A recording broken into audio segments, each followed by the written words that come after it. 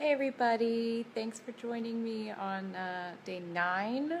Here I am on the couch, ready for bed. It is past my bedtime. It is 10:30. I happen to get on a team call tonight with my dear friend and fellow boss babe, Jasmine, who did a stellar job speaking to an elite level team about her story. So I am just a proud, happy friend, but very sleepy. So today was a total success with food. Just to give you the rundown, because if you're following me, you probably know I'm all about my food. So I had another giant fruit bowl this morning. Lunch was my, let's see, what was it? Oh, it was a giant salad with like tons of like toasted pumpkin seeds and tons of like just toppings and stuff and veggies and a homemade vinaigrette. I think there was something else, but I can't think of it right now. What? Oh, it was leftover rice and beans from last night. Um, and then for dinner, I made a sweet potato and roasted red pepper soup, which, by the way, I've never roasted a red. You know how, like, the instructions for if you do like a roasted red pepper, roasted vegetable, some type of thing, usually they say like to roast the vegetable on a grill or to hold it over a gas stove with like the open flame and you like char the skin and everything. I've never done that before, and this was my first time doing it on a red pepper, so I used little tongs to hold it over the flame, and I held it, but like it kept making like sizzling and popping sounds that I thought was like, it was kind of scary. I was getting kind of freaked out. I was like, am I doing this wrong? So what I didn't realize is you need to like char it pretty much like all over the skin. The whole point is to basically burn the whole skin off. I did not understand that. I kind of just gave it like burn freckles all over it, and then when it told me to rinse off the skin under running water, I basically just had to like scratch it off with my fingers because it was kind of peeling off but kind of not, because I'd only done, partial charring and I hadn't charred the whole thing. So if you guys have tips on evenly charring your vegetables over an open flame, I would be greatly appreciative of it, because did not know what I was doing. But basically, I kind of charred a red bell pepper, and boiled some sweet potatoes and added some spices and threw it in a blender, and boom shakalaka, you had a soup. And it was actually really delicious, and I had that with some steamed green beans, and I put some little olive oil and toasted pumpkin seeds on there, and it was so good. If you guys haven't tried toasting your own pumpkin seeds, they are really delicious. Like, they don't need any salt. They're very, very nutty and earthy and like just a delicious nut flavor. And I have never tried them, so they're awesome. Yeah, so that was dinner. But by the title of this video, I had kind of an emotional roller coaster day for it today. You saw last night I was a big grumpy grumpus, but I didn't go into detail on why, and I probably won't in this video either. You can head over to my personal page to look at a little more detail of what was going on with me last night, but I had kind of a realization today, and I think it was because of this detox. For whatever reason, when you spend so much time prepping food, and like, you prep a lot of the things that take too long to do on a regular basis, like cooking rice and quinoa and stuff, so you're always planning ahead and prepping, and then you're cooking like the last minute things, and then you're eating it, and then you're like thinking about how the supplements fit into the different windows between meals, and then you're thinking about the next meal. When you have so much time to think about what you're putting in your body, and just like meal prep and food prep and all of this kind of, while you're chopping and cooking and doing kind of this like rhythmic, mindless thing, it gives you a lot of time to think, I guess, is kind of what I'm noticing.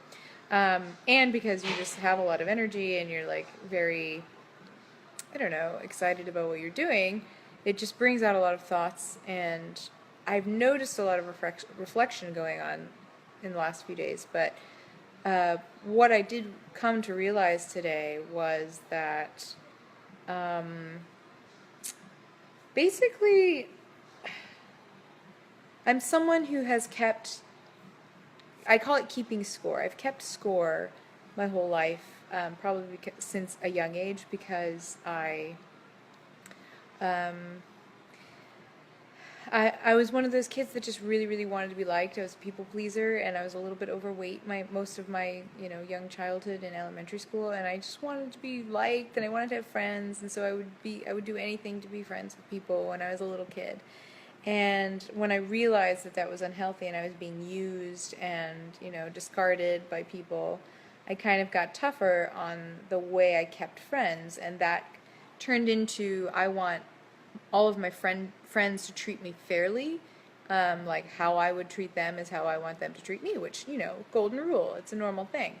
But that kind of rule, as I got older, expanded into how I thought about a lot of things, in terms of like favors and return favors, like reciprocating and money, and how things should be divided evenly, um, and just all of that. And I think it got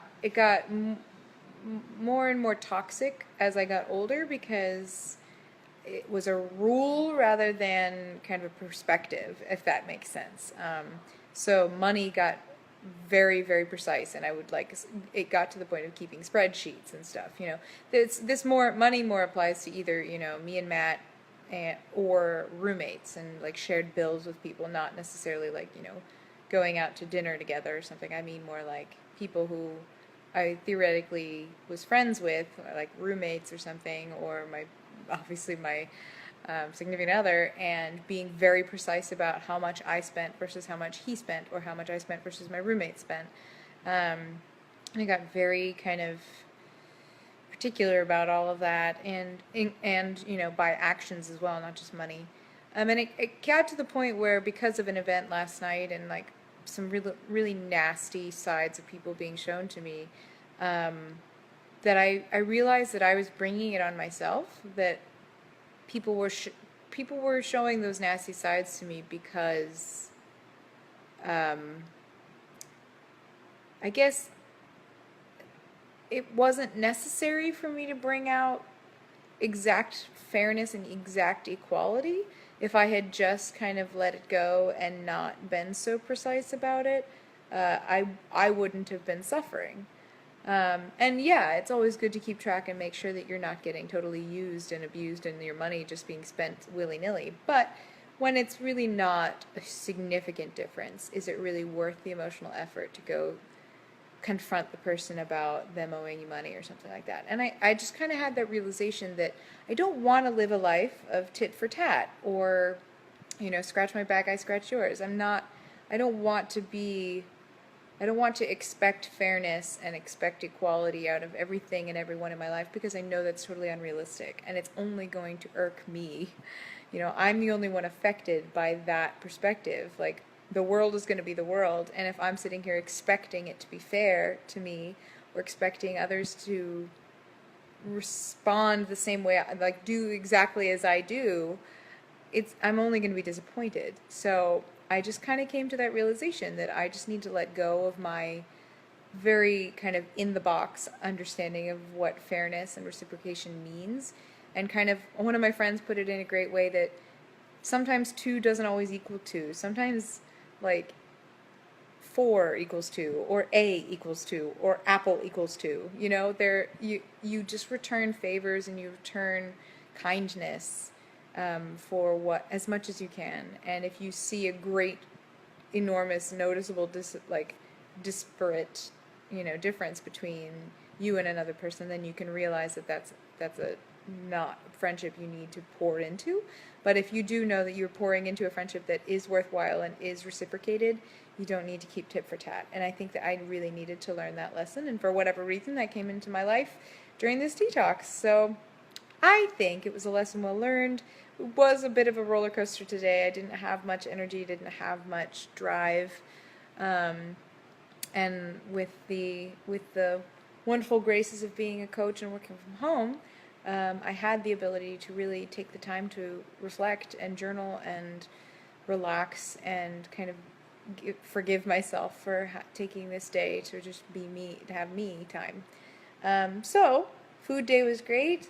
Reflection day was great. Growth is happening. I am actually down about 5 pounds in 9 days. I'm seeing a lot of inflammation going down in places. It's not just. I know it's not just weight, and I know it's not like fat. I know it's not just fat, and I know it's not just water. I know it's inflammation because I carry a lot of inflammation in my gut. I bloat very easily from food, and I'm very reactive gut, and so the fact that I'm seeing it get flatter and flatter is not like losing stupid weight. It's actually my gut saying, "Holy moly, I love what's going on." So I'm really excited to see what this program is capable of, and see it through to the very end. So thank you for joining me. I know this one's a little bit longer and ramblier, so thanks if you're still here with me, but I will see you tomorrow, and have a great night. All right, bye.